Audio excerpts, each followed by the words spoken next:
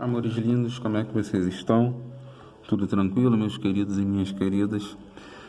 Vamos conversar juntos sobre identidades sociais. Na semana passada, eu tinha colocado isso aqui lá para vocês darem uma olhadinha, mas vamos conversar juntinhos. O que é a identidade social para a sociologia? Coloquei alguns conceitos aqui. O conceito de Bauman, né, que diz que a identidade é uma construção líquida, fluida, porosa, que deve ser considerada um processo contínuo de redefinir-se, inventar e reinventar-se. São tão estáveis quanto todas as coisas do mundo, exigindo que os sujeitos mantenham a flexibilidade e a velocidade para se adaptarem às mudanças constantes. Vê bem, para Bauman, a nossa identidade, ela é uma identidade que ela vai mudando conforme a nossa própria história, né? Você, enquanto criança, como é que você se identifica? Talvez a sua primeira... Quando alguém pergunta assim para uma criança, quem é você? Fulano, filho de Cicrano. Vê bem como é que essa identidade é ligada às questões da paternidade e maternidade. Você vai crescendo, você vai criando, você vai agregando a sua identidade novas características. Eu sou fulano, mas eu trabalho ali, eu estudo lá, tá? Para Stuart Hall, a identidade é construída num movimento da história, que está em constante transformação e que constitui-se através dos discursos, das práticas sociais, das posições que o sujeito representa. O sujeito não tem só uma identidade, mas diversas posições sujeito. Mais um pouquinho para frente, a gente vai falar sobre essa questão da representação do sujeito, né, como característica da identidade, tá? Moita Lopes, um linguista brasileiro, ele fala sobre a questão da identidade social relacionada ao comportamento discursivo, o que é muito aproximado à definição de Hall, né? A construção do indivíduo, por Moita Lopes, ela está ligada ao nosso discurso e ao contexto social onde a gente está inserido, ou seja, a sociedade, a cultura de uma determinada sociedade, a cultura daquele determinado lugar de convívio nosso, ela vai ser determinante também para a construção social. Na minha pós-graduação, eu trabalhei com relação com a questão de identidade social. E lá no meu trabalho, eu escrevi isso aqui. Não existe identidade social estática, esse conceito é fluido. Vai sendo construído de acordo com as práticas sociais de cada indivíduo e as relações sociais que o regem e com aqueles que o cercam. A construção da identidade é um processo em constante movimento. Além disso, a construção dessas identidades é submetida a relações de poder, onde grupos sociais exercem e sofrem pressões. É claro que aqueles que têm a possibilidade de poder de representar irão criar essências de identidades. Vê bem, se eu encontrar com vocês no meio da rua, vocês acompanhados dos pais de vocês, e eu falar, oi, os pais vão perguntar assim para vocês, mas quem é esse cara aí? Vocês vão falar assim, é meu professor de sociologia. Você vê como que você vai me identificar? Você vai me identificar como um aspecto da minha relação social, que é o meu trabalho. Mas naquele momento, né, você me viu, você me identificou. Eu deixo de ser o Odir, pai dos meus filhos? Não. Eu deixo de ser o Odir rubro-negro? Não. Eu deixo de ser o Odir portelense? Não. Naquele momento, você vai me identificar com um elemento performático da minha vida, que é o ser professor. Eu sou professor o tempo inteiro? Não. Se você me encontrar no meio da rua e me cumprimentar como professor, você vai estar se remetendo a um determinado espaço que nós frequentamos, que é a escola, no qual eu, majoritariamente, me performatizo enquanto professor. Eu não deixo de ser homem, eu não deixo de ser filho, eu não deixo de ser pai dos meus filhos, eu não deixo de ser rubro-negro, eu não deixo de ser portelense, né? Não deixo de ser carioca, né? Mas naquele momento, dentro do ambiente de escola, eu performatizo o papel professor. O filósofo francês Michel Foucault, ele fala da questão dos micropoderes enquanto formadores de identidade, né? Foucault, ele fala sobre a relação da detenção dos poderes, e aí dos poderes,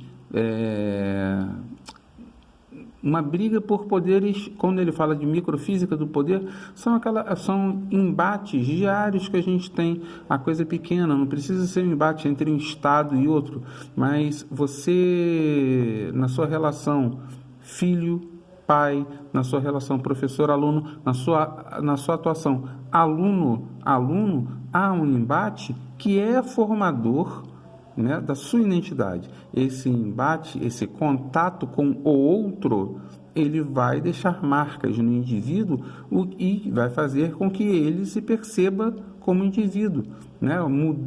Vai moldá-lo, né? Vai moldar essa percepção dele enquanto indivíduo, né?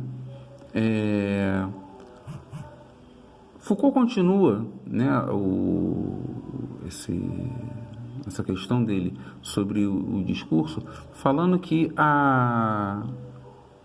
através da produção de uma verdade do indivíduo, o sujeito, ele vai exercer poder sobre o outro, né? A disputa do poder disciplinar nas sociedades modernas vai produzir a questão do poder transformador e disciplinador, né? Produz alguma coisa no corpo humano, produz saber, este alimenta o poder em uma relação que acontece de maneira cíclica. Ambas se afetam de forma conjugada, retroalimentando-se, é o que eu acabei de falar anteriormente.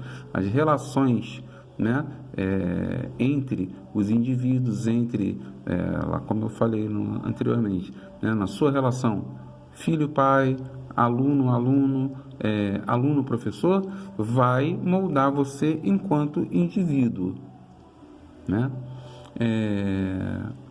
O Foucault, nos seus trabalhos, ele aborda essa questão do poder da sociedade sobre a formação do indivíduo. Aí ele usa essa ideia aqui do panóptico, né? A sociedade, os poderes da sociedade são capazes de nos olhar enquanto indivíduos, de nos vigiar e de produzir controle e correção do indivíduo, do cidadão. Eu trabalho em uma escola que ela tem exatamente essa formação de panóptico.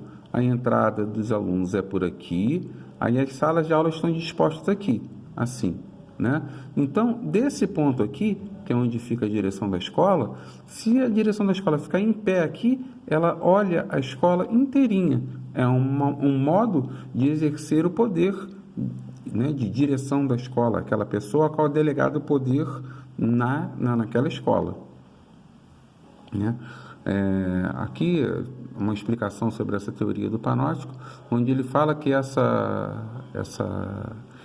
estrutura ela vai ter o poder de monitorar e sancionar o comportamento da maioria da sociedade, sem que eles possam discernir se estão ou não sendo monitorados. A nossa sociedade, a sociedade contemporânea, é muito exemplo disso. Quando você se expõe numa rede social, você está colocando uma opinião ali, está todo mundo te olhando, né? Vendo a sua opinião, e você se expõe ao que é certo ou errado para a sociedade, né? A questão do Big Brother, né, é uma questão panóptica, né? O papel social é um conceito na sociologia, né, que determina o papel dos indivíduos na sociedade. Ele é produzido pelas interações sociais, processo de socialização, que a gente já viu anteriormente, né, desenvolvidas as quais geram determinados comportamentos dos sujeitos pelo grupo social. Vê bem, nós, a todo momento, estamos sendo influenciados pela sociedade a exercer um determinado papel social. Eu duvido que algum de vocês possa, de maneira sã e consciente, ir para a escola nu. Não pode, porque isso não é adequado. A sociedade não tolera isso. Mas o índio, lá no meio da Amazônia, se ele for para a escola nu, não tem problema, porque é uma característica da sociedade.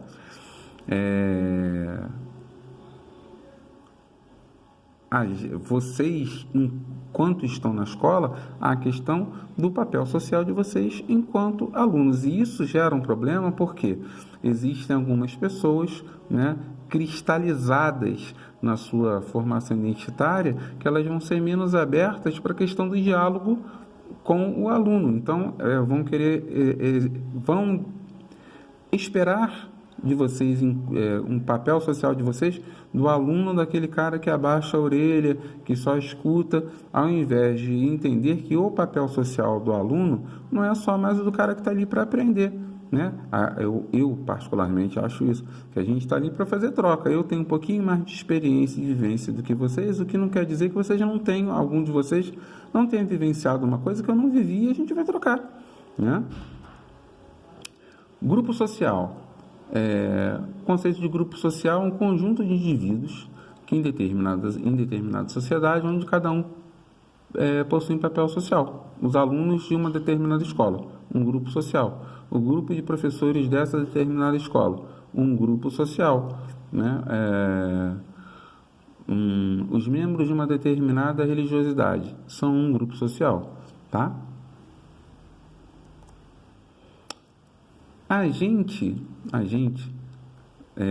tem a nossa identidade social, a gente se identifica e a gente performatiza uma determinada identidade muito em relação ao outro. A negação, a noção do outro, né, é uma dinâmica social, tá? Porque através do processo de diferenciação que é estabelecido entre um e o outro, né, a gente vai definir o entendimento de quem eu sou, de quem o outro é, né, e a negativa daquilo que eu não sou.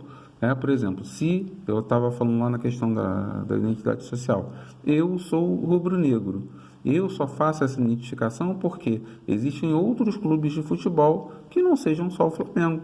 Então, se só tivesse o Flamengo, todo mundo que gostasse de futebol seria Flamengo, né? Então, mas como há o outro, então tem o vascaíno, tem o tricolor, tem o botafoguense, há essa diferença, né? A questão da minha identidade em relação à alteridade, ao que o outro é.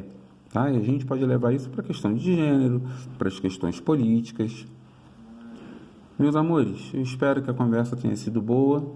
Até a próxima. Um beijo grande no coração de vocês.